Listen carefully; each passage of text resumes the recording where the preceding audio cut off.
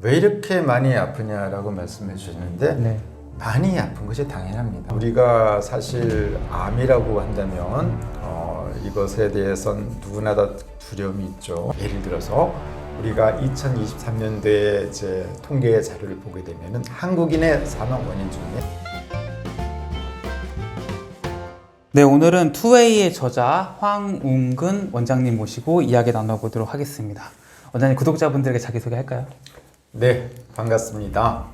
이렇게 좋은 채널을 통해서 여러분들을 만나 뵐 수 있어서 굉장히 기쁩니다. 오늘 정말 건강에 확실한 도움이 되는 좋은 소식을 전해드리도록 하겠습니다. 네. 제가 이제 원장님께서 쓰신 이제 두 권의 책을 읽고 조금 다른 선생님들과 좀 달랐던 점이 이제 본인을 심의라고 소개를 해주셨잖아요. 네. 심이라는 게 대체 뭔지 먼저 소개해 주면 좋을 것 같아요. 심의란 뜻은 마음심에 의사 의자를 쓰죠. 그래서 이 말이 처음 등장한 것은 조선시대 세조 임금이 직접 편찬한 의약론이라는 책에 나옵니다. 거기에서 의사를 8등급으로 분류를 했는데요. 마음을 중시하는 의사를 최고의 의사를 보고 심의라는 표현을 한 거죠. 그래서 저 자신이 정신과 질환이라든지 또 마음병에 대해서 많은 연구를 해왔기 때문에 스스로 제가 이 마음에 집중을 하고자 그렇게 이름을 붙였습니다. 그래서 심의라는 것은 이제 우리가 일반적으로 알기에는 허준 선생님을 꼽죠. 그러면 제가 허준 선생님의 반열에 오른 것은 아니고요. 허준 선생님처럼 그 뜻을 따라서 힘차게 매진하겠다는 의미로 저 자신을 심의라고 지칭을 했습니다. 네. 그 마음을 중시하는 의사가 이제 심이라고 해주셨는데, 네. 그 마음을 중시하는 의사는 어떻게 좀 다른 건가요? 모든 그 질병을 치료하는 데 있어서 마음 자세를 제일 먼저 중시한다는 거죠. 그래서 이 말은 동의보감에 보면은 이도르병 허심합도라는 그런 문장이 있는데요. 네. 병을 치료할 때는 도로서 병을 고치고 여기에서 이 도라는 것은 수양이라는 뜻을 가지고 있습니다. 자기 수양을 통해서 병을 고쳐라. 그리고 그 도라는 것은 허심합도다 이렇게 표현을 했습니다.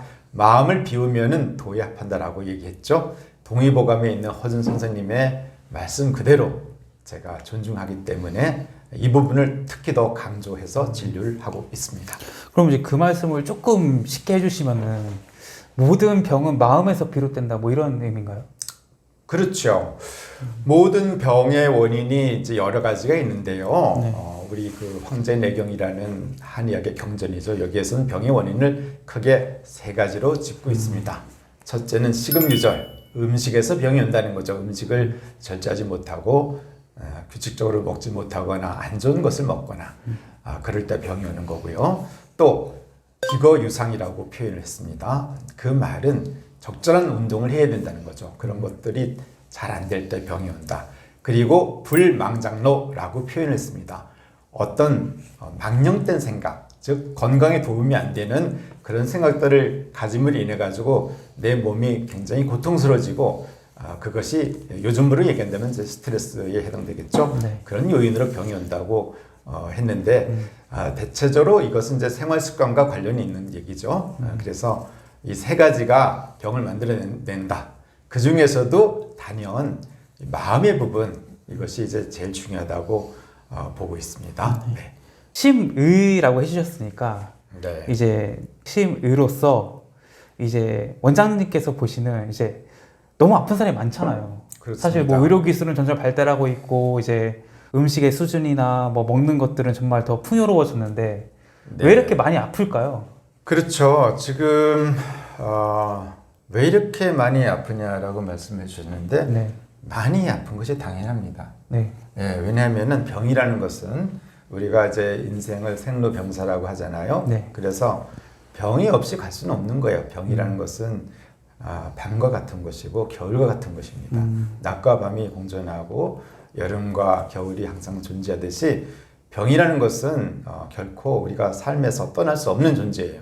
그래서 어떤 분들은 나는 건강에 자신 있어, 아무 문제 없어 라고 얘기를 하지만 사실은 그렇게 결심하고 그렇게 마음을 먹는 순간 바로 병이 찾아옵니다. 그래서 뭐 교통사고도 날 수가 있고 또 코로나 같은 병이 걸릴 수도 있고요. 또 내가 열심히 일하다가 정말 성실히 일했는데 그것이 또 과로가 돼가지고 병이 올 수도 있고요. 또 유전적인 질환도 올 수도 있고 병은 우리의 생활의 일부다. 그래서 이것은 시대를 초월해서 항상 있었던 것이지 뭐 옛날에는 병이 없었는데 요즘에는 병이 많아졌다 이렇게 볼 수는 없는 거죠. 예, 옛날이나 지금이나 병이란 건 항상 생활의 일부로서 따라온다. 이렇게 인식하시는 것이 오히려 좋을 것 같습니다. 네. 그러니까 병이라는 게 이제 삶의 일부다. 그렇죠. 그러니까 이제 그러면 우리가 그런 병을 이제 없는 삶을 생각할 수는 없는 거잖아요. 어쨌거나 뭐 병은 자연의 일부로서 우리 몸에 자연스럽게 찾아올 수 있는 건데 네. 그럼 그런 상황 속에서 많은 사람들이 뭐 병 없는 삶을 꿈꾸고 건강하게 오래오래 사는 걸 꿈꾸잖아요. 네. 그럼 우리가 병이라는 것을 어떻게 대하면 좋을까요? 병이라는 거에 대해서 저희는 이제 부정적인 그 견해를 많이 가지고 있죠. 네. 일단 병이 걸리면 아프잖아요. 불편하고 심지어 뭐 암이 걸리거나 그러면 생명이 위협받고 그렇죠. 이러잖아요. 네.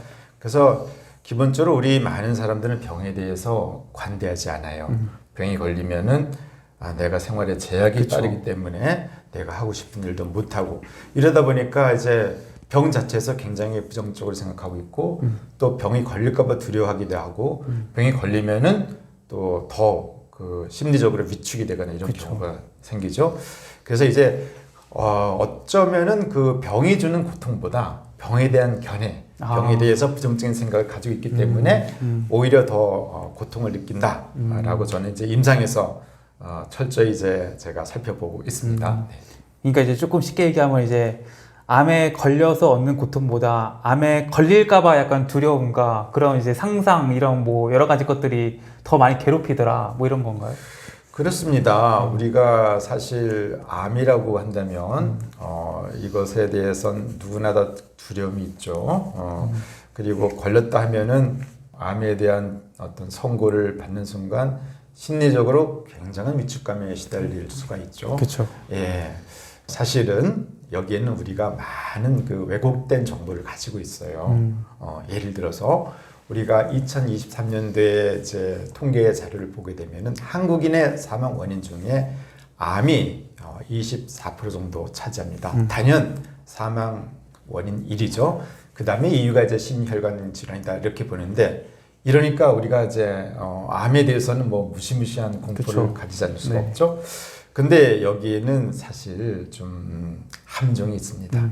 물론 이제 통계 자료상으로는 그렇게 나왔으니까 거기에 대해서 뭐 제가 반박하기는 어려운 것이고요. 견해를 좀 달리 보자는 얘기예요. 네. 어쩌면 견해를 다르게 본다면은 그 통계 자료를 좀 벗어나서 암을 바라볼 수 있지 않을까 생각이 됩니다.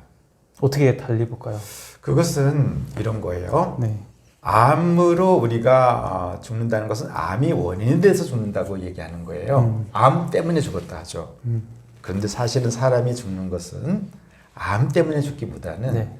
기력이 떨어지거나 또 기혈순환 안 돼서 막히거나 이런 원인으로 죽는다는 것이 오히려 더 좀 정확하다고 볼 수도 있습니다. 그러니까 이제 암이 직접적으로 사인이 되는 게 아니고 암에서 파생되는 것들에 의해서 이제 죽음이 온다 뭐 이런 얘기인가요? 암으로 파생되는 것에서도 죽음이 올 수는 있죠. 네. 암 세포가 증식되면서 주변 조직을 침습해서 네.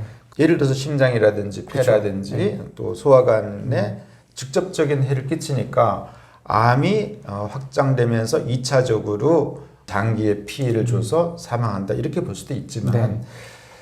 또 다른 견해를 본다면은 암이라는 것은 하나의 결과물이지 원인으로만 보기에는 좀 어폐가 있다고 저는 봅니다. 그래서 왜 암으로 사망했느냐라는 그런 이야기가 나오는 것은 사망할 때 암 질환을 가지고 있었거든요. 암이 옆에 있었다는 거예요. 그래서 어쩌면 암이 누명을 뒤집어 쓰고 있다 이렇게도 볼 수가 있습니다. 우리가 이제 통계적으로 보는 그 네. 암으로 인한 사망이라는 것은 그 환자분이 죽었는데 암을 네. 가지고 있더라 약간 이런 의미일 수 있다. 그렇죠. 옆에 암이 있으니까 너 때문이야라고 네. 완전히 뒤집어 씌운다고 볼 수 있죠. 사실은 암으로 죽기보다는 암을 발생시키는 원인이 있어요. 네. 그 원인이 이제 몸의 생체 리듬이 깨지거나 또 기력이 다해졌거나 예, 그래서 이제 면역 기능이 뚝 떨어지고 네. 결국에는 순환이 안 돼서 막히다 보니까 모든 생체 기능이 정지되면서 사망에 이르는 건데 네. 그 중에 암도 끼어 있는 거죠. 이렇게 본다면은 네. 우리가 암 때문에 죽었다라는 견해를 좀 다르게 볼 수도 있다고 봅니다.